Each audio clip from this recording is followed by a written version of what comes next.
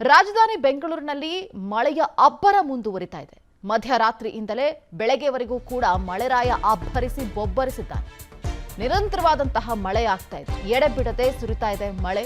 ಮಧ್ಯರಾತ್ರಿಯಿಂದಲೇ ಪ್ರಾರಂಭವಾದಂತಹ ಮಳೆ ಸ್ಟಿಲ್ ಬರ್ತಾ ಇದೆ. Majestic, KR market, Okalipuram, corporation, Shantinagar, dairy circle, silk board ಇರಬಹುದು, ರಾಜಾಜಿನಗರ, ಟೌನ್ ಹಾಲ್ ಸೇರಿದಂತೆ ಬೇರೆ ಬೇರೆ ಏರಿಯಾಗಳಲ್ಲೂ ಕೂಡ ಹಲವೆಡೆಗಳಲ್ಲಿ, ನಗರದ ಹಲವು ಕಡೆಗಳಲ್ಲಿ ಧಾರಾಕಾರ ಮಳೆ ಆಗ್ತಾ ಇದೆ. ಗುಡುಗು ಸಹಿತ ಮಳೆಗೆ ಬೆಂಗಳೂರು ಸಂಪೂರ್ಣವಾಗಿ ತತ್ತರಿಸಿ ಹೋಗಿದೆ. ಇವತ್ತು ಮಳೆರಾಯ ಅಬ್ಬರಿಸಿ ಬೊಬ್ಬರಿಸ್ತಾ ಇದ್ದಾನೆ. ಬೆಳಗ್ಗೆಯಿಂದಲೂ ಕೂಡ, ಅಂದ್ರೆ ಮಧ್ಯರಾತ್ರಿಯಿಂದಲೇ ಪ್ರಾರಂಭವಾದಂತಹ ಮಳೆ ಇನ್ನೂ ಕೂಡ ಬರ್ತಾನೇ ಇದೆ. ಅದಕ್ಕೆ ಸ್ಟಾಪೇ ಇಲ್ಲ. ಜಿಟಿ ಜಿಟಿ ಮಳೆಯಲ್ಲೂ ಕೂಡ ಜನರು ಅದರ ಮಧ್ಯೆ ಓಡಾಡುವಂತಹ ಪರಿಸ್ಥಿತಿ ಇವತ್ತು ನಿರ್ಮಾಣ ಆಗಿದೆ. ನೋಡಿ, ದೃಶ್ಯಗಳಲ್ಲಿ ಗಮನಿಸ್ತಾ ಇದ್ದೀವಿ ಎಷ್ಟು ಎತ್ತರಕ್ಕೆ ನೀರು ನಿಂತಿದೆ ಅಂತ ಹೇಳಿ. ಇನ್ನು ಟೂ ವೀಲರಲ್ಲಿ ಬರುವಂತಹವರ ಕಥೆಯಂತೂ ಹೇಳತೀರದಾಗಿದೆ. ರಾತ್ರಿಯಿಂದಲೇ ಪ್ರಾರಂಭವಾದಂತಹ ಈ ಮಳೆಯಿಂದಾಗಿ ಇಡೀ ಬೆಂಗಳೂರು ತತ್ತರಿಸಿ ಹೋಗಿರುವಂಥದ್ದು. ಎಲ್ಲ ಏರಿಯಾಗಳಲ್ಲೂ ಕೇವಲ ಎಲ್ಲೋ ಒಂದು ಕಡೆ ಮಳೆ ಆಗ್ತಾ ಇದೆ ಅಥವಾ ಇನ್ನೆಲ್ಲೋ ಬಿಡು ಬಿಟ್ಟಿದೆ ಅಂತ ಹೇಳೋದಕ್ಕೆ ಆಗಲ್ಲ. ಆ ರೀತಿಯಾಗಿ ನಿರಂತರವಾಗಿ ಮಳೆ ಆಗ್ತಾ ಇದೆ. ನೋಡಿ, ಅಂಡರ್ ಪಾಸ್ ಅನ್ನು ನಾವು ಗಮನಿಸ್ತಾ ಇದ್ದೀವಿ. ಇದು ಓಕಳಿಪುರಂನ ಅಂಡರ್ ಪಾಸ್. ಇಲ್ಲಿ ಆಂಬ್ಯುಲೆನ್ಸ್ ಇರಬಹುದು, ಇತರೆ ವಾಹನಗಳು ನಿಂತಲ್ಲೇ ನಿಂತು ಹೋಗಿದೆ. ಮುಂದೆ ಹೋಗೋದಕ್ಕೆ ಸಾಧ್ಯನೇ ಇಲ್ಲ. ನಾವು ಬರಬೇಕಾದ್ರೆ ಬೆಳಗ್ಗೆ ಕೂಡ ನಾವು ಗಮನಿಸಿದ್ವಿ, ಸಾಕಷ್ಟು ಕಡೆಗಳಲ್ಲಿ ಮಧ್ಯ ರೋಡ್ನಲ್ಲೇ ವಾಹನಗಳು ನಿಂತೋಗಿದ್ದಾವೆ. ಯಾಕಂತಂದ್ರೆ ಈ ಮಳೆಯಿಂದಾಗಿ ವಾಹನಗಳ ಮುಂದೆ ಚಲನೆ ಆಗೋದಕ್ಕೆ ಆಗೋಲ್ಲ. ಸಮ್ಟೈಮ್ಸ್ ಆ ರೀತಿ ಆಗ್ಬಿಟ್ಟಿರುತ್ತೆ. ನೀರು ಕೂಡ ಮೇಲ್ಗಡೆ ಇರುವಂತಹ ನೀರು ಕೂಡ ಹರಿದು ಹೋಗ್ತಿರುವಂಥದ್ದನ್ನು ನಾವು ಗಮನಿಸ್ತಾ ಇದ್ದೀವಿ.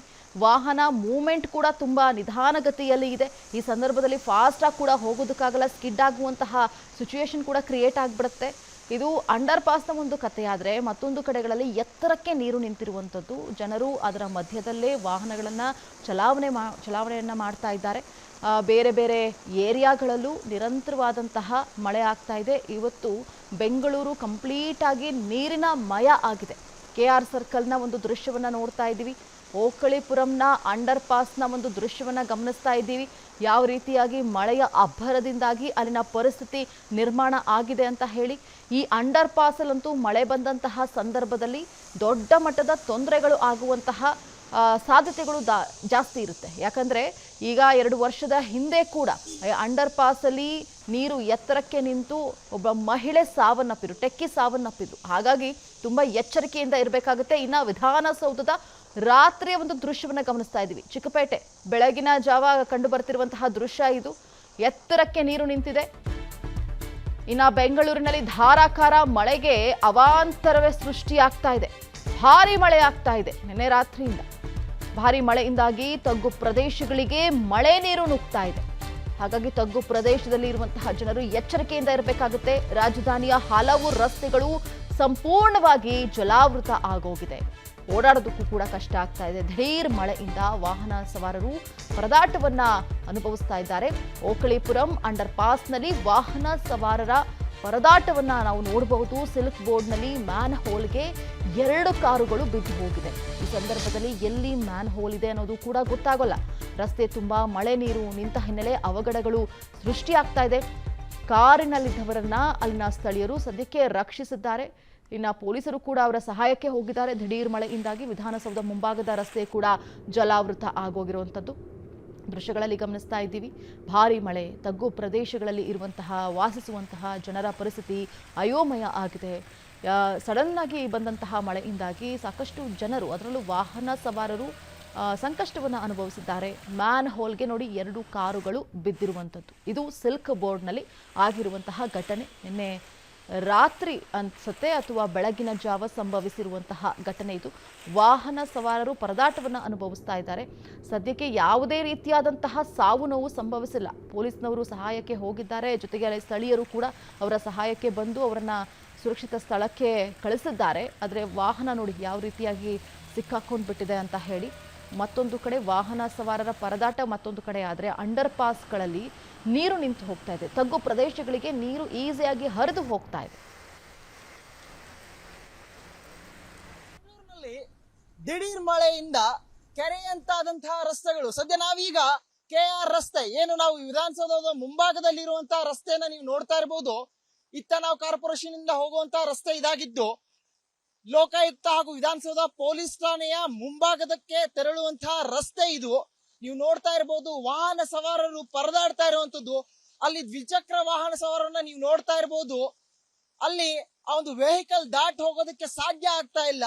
ಕೆರೆಯಂತಾಗಿದೆ ರಸ್ತೆ. ಕಾರಣ ಇಷ್ಟೇ, ಅತಿಯಾದಂತಹ ನಗರೀಕರಣ, ರಾಜಕಾಲುವೆಯ ಒತ್ತುವರಿ, ಮೋರಿಯನ್ನ ಒತ್ತುವರಿ ಮಾಡಿರುವಂತದ್ದು, ಸರಿಯಾದಂತಹ ನಿರ್ವಹಣೆಯನ್ನ ಬಿಬಿಎಂಪಿ ಅವರು ಮಾಡದೇ ಇರೋದು.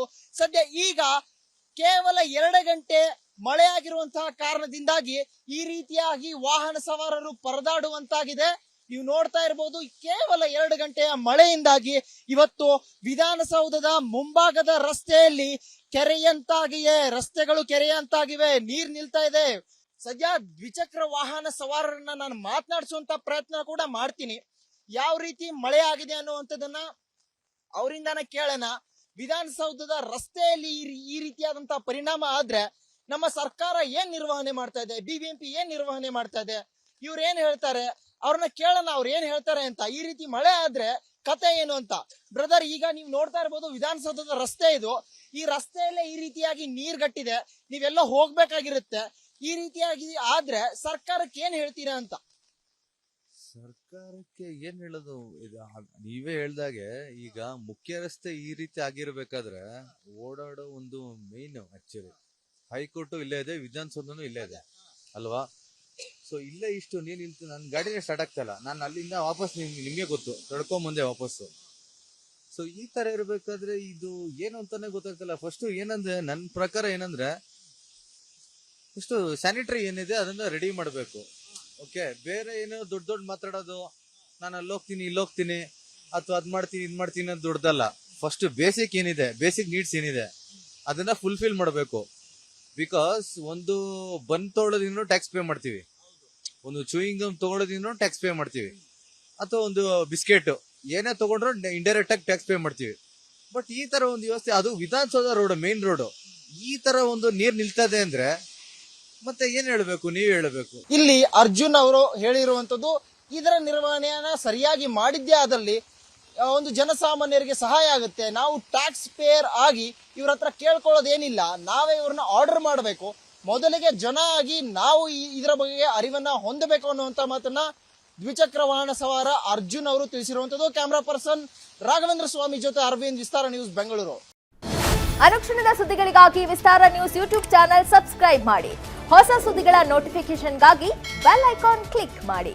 ಲೇಟೆಸ್ಟ್ ಅಪ್ಡೇಟ್ಸ್ಗಾಗಿ www.vistaranews.com ವೆಬ್ಸೈಟ್ಗೆ ವಿಸಿಟ್ ಮಾಡಿ. ಅಂಗೈಯಲ್ಲೇ ಜಗತ್ತಿನ ಸುದ್ದಿ ತಿಳಿಯಲು ವಿಸ್ತಾರ ನ್ಯೂಸ್ ಕನ್ನಡ ಆಪ್ ಡೌನ್ಲೋಡ್ ಮಾಡಿ.